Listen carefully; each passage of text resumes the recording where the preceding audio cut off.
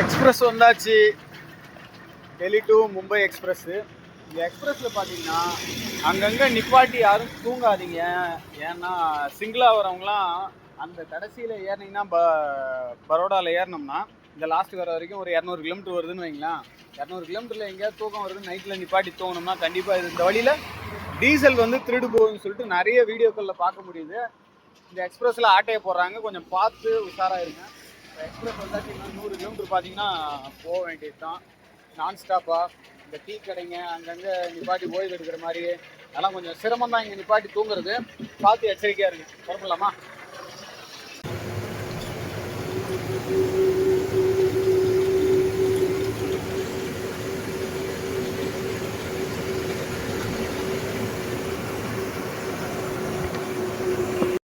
எட்டு மணி ஆயிடுச்சு. இப்போதான் மாப்பிள்ளை பார்த்தீங்கன்னா எந்திரிச்சான். இப்போ அவனுக்கான வேலை என்னன்னா சமைக்கணும். சமைக்கிற வரைக்கும் நான் வண்டி ஓட்டணும். சமைச்சு முடிஞ்சதுமே சாப்பிட்டுட்டு நான் ரிலாக்ஸ், அவ்வளோதான், தூங்க வேண்டியது தான். இப்போ தான் எந்திரிச்சு டீ குடிச்சிட்டு இப்போ நான் வண்டியை எடுக்கிறேன். எங்கே இருக்கிறோன்னு சொல்லி பார்த்தீங்கன்னா சரியாக இந்த பர்டோலியிலிருந்து சோன்காடு போகக்கூடிய வழியில் ஃபவுண்டீன் ஹோட்டலில் தான் நிப்பாட்டியிருந்தோம். நிப்பாட்டி எல்லாத்தையும் டயர் ஒரு எட்டு பார்த்துக்கிட்டு தான் வண்டி எடுக்கிறோம். சரி வாங்க புறப்படலாம். வெயில் வேறு அப்படியே எதிர் வெயில் கரெக்டாக கண்ணுக்கு அடிக்குது. சோன்காடு பக்கமாக வந்தாச்சு. குளிக்கிறதுக்காக நல்லா ஃப்ரெஷ்ஷாக குளிப்போம்னு சொல்லிட்டு தொட்டி இருக்கிற ஹோட்டலில் நம்ம இங்கே நிப்பாட்டிட்டோம். ரெகுலராக அங்கே நிப்பாட்டியாச்சு. அப்படியே சமையல் செஞ்சு முடிச்சுட்டு குளிச்சுட்டு துணியெல்லாம் துவைச்சிக்கிட்டு இங்கேருந்து கிளம்புவோம்.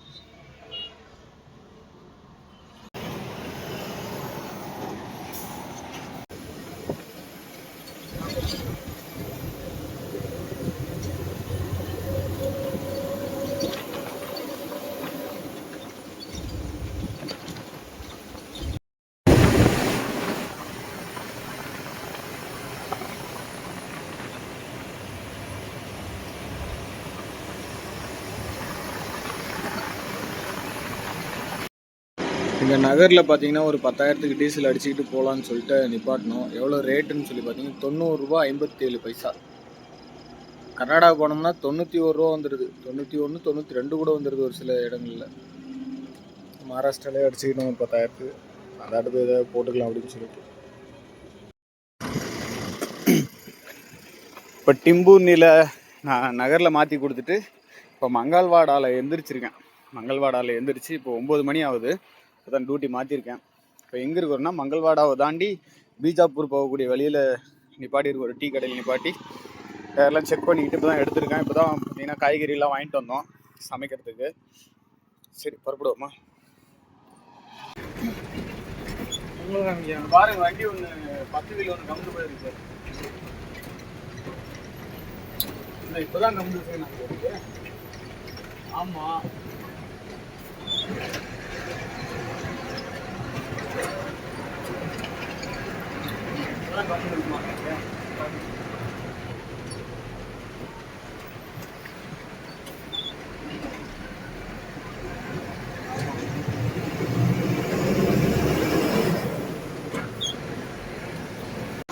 இன்னும் தேவநல்லி பார்த்தீங்கன்னா இன்னும் ஒரு 50 கிலோமீட்டர் இருக்குங்க. இந்த தாவஸ்பேட்டையிலேருந்து திரும்பி டோல்கேட் வரும். இந்த டீ கடையில் டீ குடிச்சிட்டு இந்த டோல்கேட் பக்கமாக நிப்பாட்டியிருக்கேன். இப்போ எவ்வளோ நேரம்னா விடிய காலையில் 3 மணி ஆகுது. இன்னும் ஒரு மணி நேரத்தில் அங்கே போயிடும். போயிட்டு கம்பெனி வந்து பார்த்திங்கன்னா ரோடு ஓரம் தான் இருக்குது. ஒன்றும் உள்ளெல்லாம் சிட்டிக்குள்ளெல்லாம் ஒன்றும் இல்லை.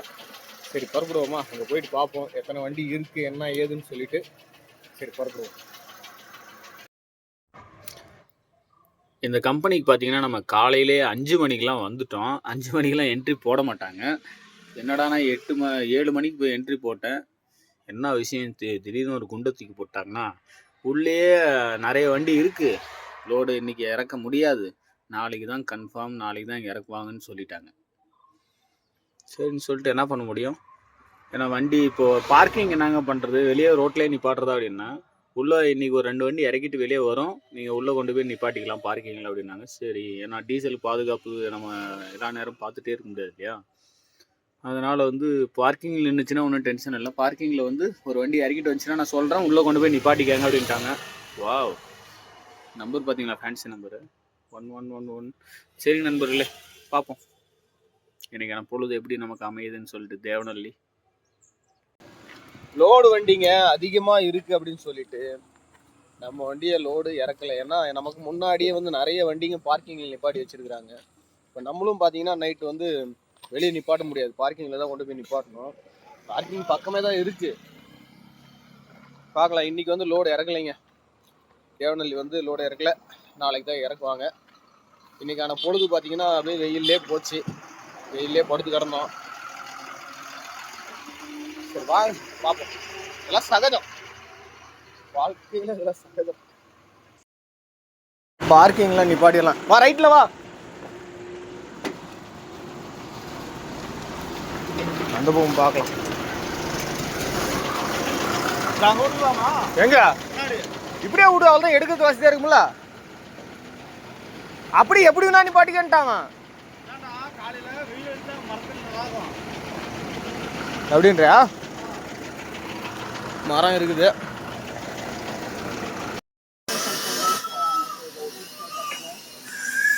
அவ்வளோ ஆல் அவுட் வாங்கியாச்சா?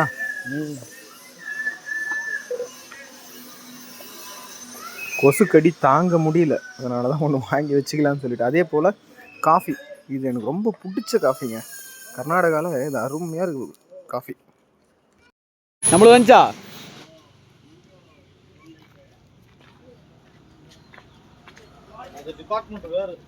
அது என்ன லோடு அது? நமக்கு பார்த்தீங்கன்னா அடுத்த நாள், நேற்று லோடு இறக்கலை, இன்றைக்கி 2வது நாள். இன்றைக்கி காலையில் சுறுசுறுப்பாக ஒவ்வொரு வண்டியாக போய்கிட்டு இருக்கு. நம்ம வண்டி இன்னும் எதுவும் கூப்பிடலை, பார்ப்போம்.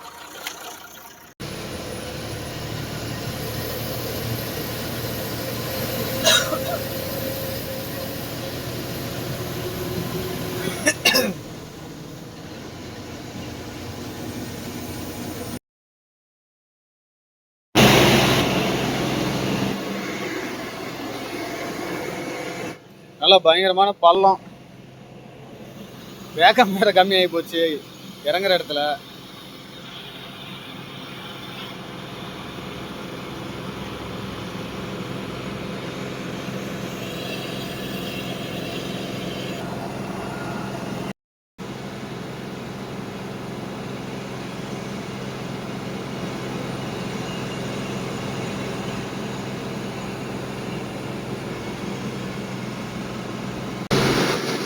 குடோனில் இறக்க வந்த இடம் பார்த்தீங்கன்னா ஃப்ரண்ட்டில் வண்டி போகாது, ரிவேஸில் தான் போகணும். ரிவேஸில் போகிற இடம் பார்த்தீங்கன்னா நல்லா பயங்கரமான பள்ளம். அந்த வண்டி வந்து 2-3 வாட்டி கட் பண்ணி தான் ரிவேஸ் வர மாதிரி இருந்தது. வேக்கம் பார்த்தீங்கன்னா ஃபுல்லாக வந்து காற்றெல்லாம் குறைஞ்சதுனால கல் வச்சு நிப்பாட்டிட்டு அதுக்கப்புறம் வேக்கம் ஃபுல் பண்ணிக்கிட்டு ரிவேஸ் போகலான்னு சொல்லிட்டு பாருங்க. எவ்வளோ டவுனாக இருக்குது பார்த்தீங்களா? குடோன் அந்த கடைசியில் இருக்குது. அந்த கம்பெனியில் பார்த்தீங்கன்னா இடம் இல்லை, அவங்களதே குடோன் வந்து பக்கத்தில் அப்படியே அந்த கம்பெனிக்கு பின்னாடி ரோட்டுக்கு இந்த பக்கம் கிராஸ் பண்ணால் குடோன் அவங்களது. அதில் இறக்கிறதுக்காக வந்தோம்.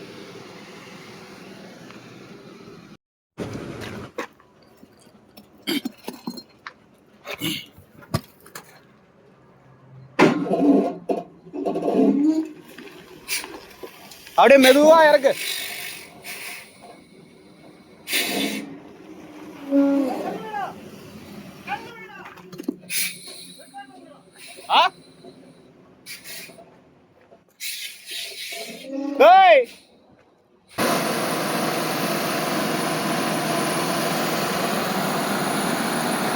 கார்பாய் கழட்டி நிப்பாட்டியாச்சு. இன்னும் கொஞ்சம் நேரத்தில் இறக்குறேன்னு சொல்லியிருக்காங்க. இறக்கட்டும். அடுத்து எங்கே போகிறோம் என்னன்னு சொல்லிட்டு பார்ப்போம். நம்ம வீடியோ பிடிச்சிருந்தா லைக் பண்ணுங்கள், ஷேர் பண்ணுங்கள், மறக்காமல் சப்ஸ்கிரைப் பண்ணுங்கள்.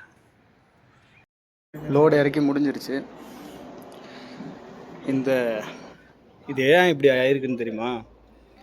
கிரைனைட் கல் ஏற்றுறாங்க இல்லையா? கிரைனைட் கல் பார்த்திங்கன்னா அப்படியே எங்கேயும் தர்றன்னு இறக்குவாங்க. கீழே வந்து முட்டும். அந்த சமயத்தில் இந்த இரும்பெல்லாம் அப்படியே கரைஞ்சிரும்.